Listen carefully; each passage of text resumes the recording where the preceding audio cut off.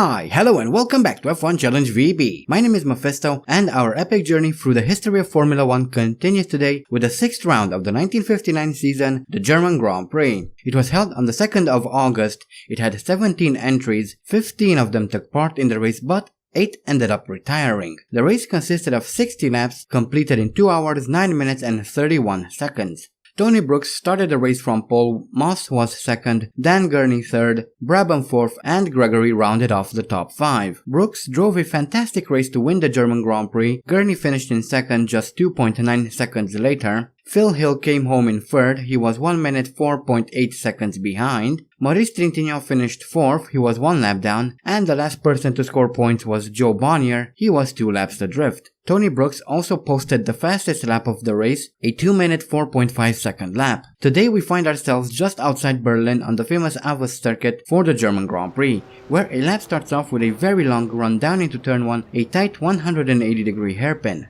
There used to be a bigger loop here, but they decided to get rid of it due to safety concerns. After another very long straight, we come into turn 2, a fast right hand corner, and after a very short straight, we come into turn 3, the final corner of the track. It is a sharply banked 180-degree corner. In fact, the bank angle is the highest of any circuit in the world, making this one of the most dangerous corners in motorsport. One small mistake and it could be your last, but that brings us around back onto the main straight, and that is a lap around the AVUS circuit. And here we are in qualifying for the German Grand Prix, coming around to set the first timed lap of the session, a 2:22.775. Sorry about that, I can't talk again today, like always actually. And here we are coming around to try and beat that time, a 1:20.336, and I tried after this to see if I can improve even more, but I couldn't. I kept going slower and slower after this, so that's pretty much the end of the qualifying. And here are the previous German Grand Prix winners. We won a few times, 3 times in fact, back at the Nordschleife. It's going to be interesting to see what we can do here at the AVUS circuit. It's quite different, obviously, much shorter and far fewer corners, but anyway. This is the grid lineup. We have Moss on pole with Berra second, Maurice Trintignant third, followed by Tony Brooks in fourth, and Olivier Gendebien rounding off the top 5. Jack Brabham is 6th, followed by Joe Bonnier 7th, Dan Gurney 8th. 9th is Maston Gregory, followed by Phil Hill in 10th. 11th is held by Harry Schell, followed by Cliff Ellison in 12th. 13th is Ines Ireland, followed by Roy Salvador in 14th. 15th is Carroll Shelby, 16th Ian Burgess, Graham Hill 17th, 18th Ronald Flockhart, Bruce McLaren 19th, and our guy Andy Higgs is unfortunately starting from the back. He was about 10 seconds slower than the penultimate place, so not very good, but not all that bad, I guess. Well, and we are off hopefully to a good race here, and I immediately tapped the rear of that Maserati, but we keep clear from him, and eventually I think we are going to pass him. Yes, we move up into 19th, now chasing after Bruce McLaren in his Cooper, and we are now 18th. Next I'm going to try and overtake Shelby here, who is in 17th in his Aston Martin. Hopefully we can pull through as he's trying to overtake that BRM over to the right there. And we passed Ronald Flockhart. I'm in 17th, now I passed Shelby as well, and we move up into 16th and in just under a minute, so that's quite nice. And here is another look at the start of the race. A small puff of smoke coming off my rears, but that's pretty much okay, although I did have a kind of slow initial start, I'd say. I then tapped the rear of Ian Burgess's Maserati, but luckily nothing bad happened, as we're now rushing towards turn 2 here, and I just passed Ines Ireland and Graham Hill, and we move up into 13th As we come around to start lap 2 here, we are still in 13th, chasing after Joe Bonnier, who is about 1.5 minutes up ahead, and Graham Hill disappeared from behind me. I'm not sure what happened.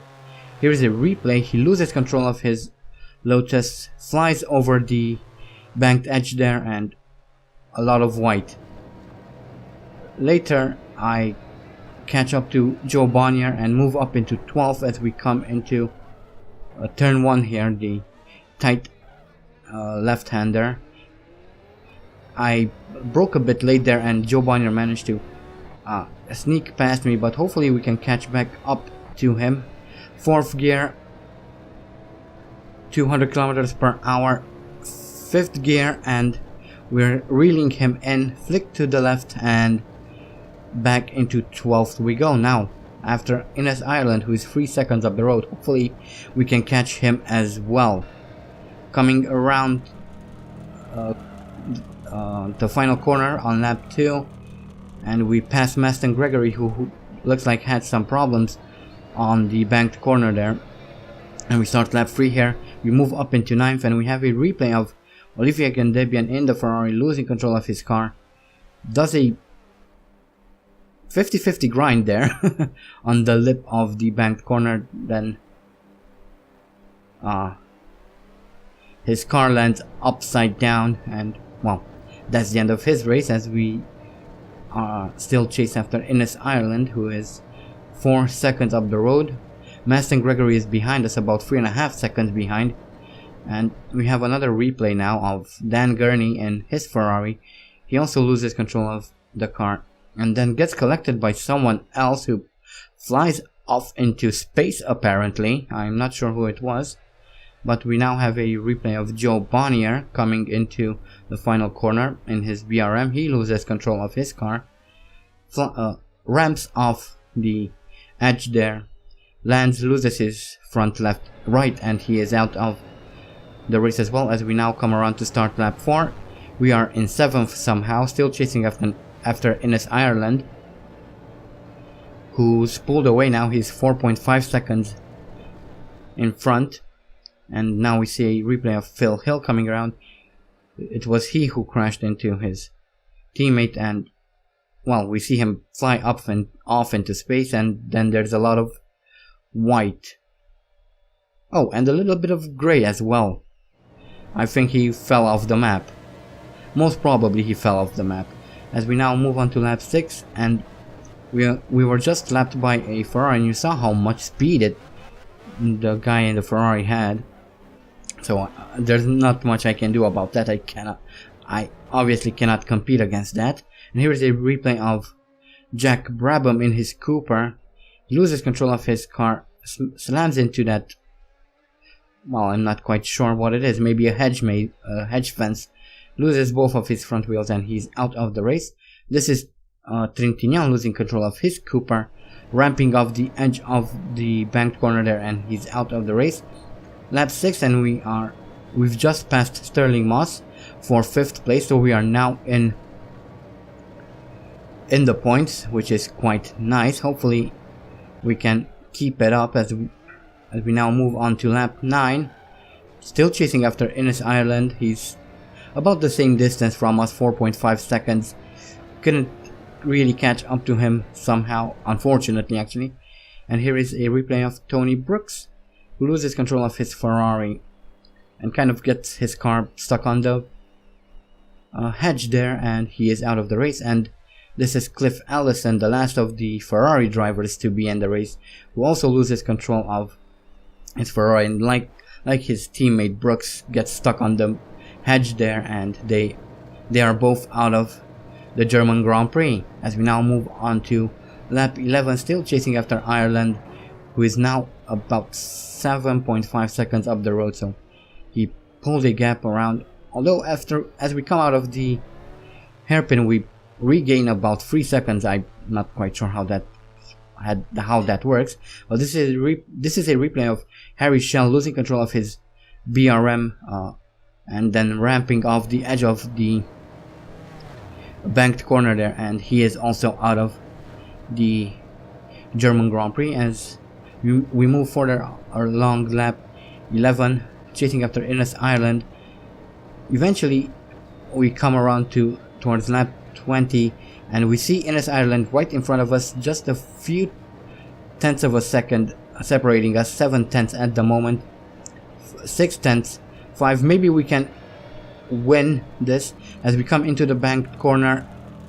Oh no, my car is slow through there. I mess up my entry into the banked corner and go really slow, so Innes Ireland wins the German Grand Prix, and unfortunately we only come in at second, but that's still a good result, I would say. Gregory finished in third, fourth was Bruce McLaren, and Sterling Moss finished in fifth.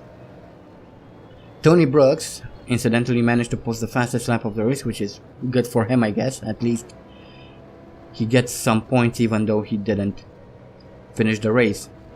Funnily enough, he was the one who actually posted the fastest lap in real life as well, so that's kind of funny, I guess. So that was the German Grand Prix at the AVUS circuit. To be completely honest, I'm quite shocked about the results. I thought that, well, everyone will retire pretty much the same way as the people who did retired. Everyone ramping off the final corner. Thankfully, that didn't happen, so I would say that was a pretty good result. But anyway, here are the career statistics, and this was Andy's 82nd Grand Prix. His best start is from first, has 4 pole positions, has set 15 fastest laps, his best finishes in first, has completed 57 races, 49 of them in the points, has won 31 Grand Prix, 4 at the Indianapolis 500, 5 in Monaco, has 6 championships under his belt, has scored a total of 340 points, has retired 25 times, has experienced 1900 laps out of 2301 laps, has 5 bronze trophies, 8 silver trophies, 31 gold trophies, and as an extension 31 podiums. And here is a quick look at the championship standings. Higgs extends his lead at the top of the Drivers' Championship. Bruce McLaren moves into second, Graham Hill drops to third, Innes Ireland is fourth, Trintignant fifth, and the last person to score points is Tony Brooks down in 13th. Cliff Ellison is down in 20th at the bottom of the standings, and well, the standings are quite interesting. There's still hope for Bruce McLaren, maybe even Graham Hill. I'm not too sure about anyone else, but it looks pretty one-sided, so I'm not quite sure. I think the championship is pretty much decided already.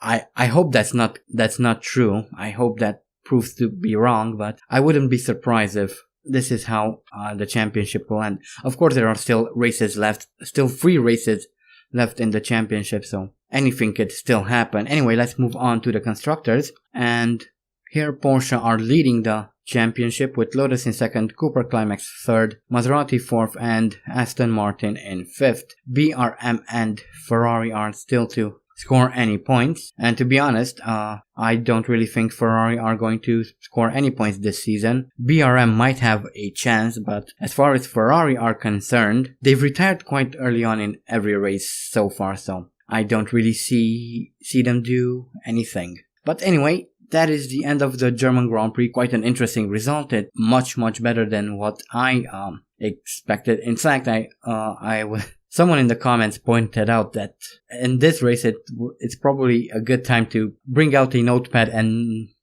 write down everyone who retires on the final corner. And I said that I predict everyone will retire, and I'm happy to say I was wrong about that. About half of us finished. Of course, Jean Berra unfortunately died just a few days before the German Grand Prix in a different racing series. He was driving a Porsche R.06, I believe. Just as you saw quite a few people doing, he lost control of his car and crashed quite horribly. But anyway, that is the end of the German Grand Prix. The end of this video. Quite a good result. I'm very pleased, to be honest. Well, technically half of the field finished, so that's always comforting to know. But yeah, don't forget to vote for next season's team. Link is in the description. I also have a second channel where I will be playing all sorts of different games. Currently I'm doing a let's play of Need for Speed Underground 2 and IL2 Sturmovik, so if you're interested in any of those, there is a link in the description to that as well. I hope you guys enjoyed this video. Thank you all so much for watching, and as always, stay sharp.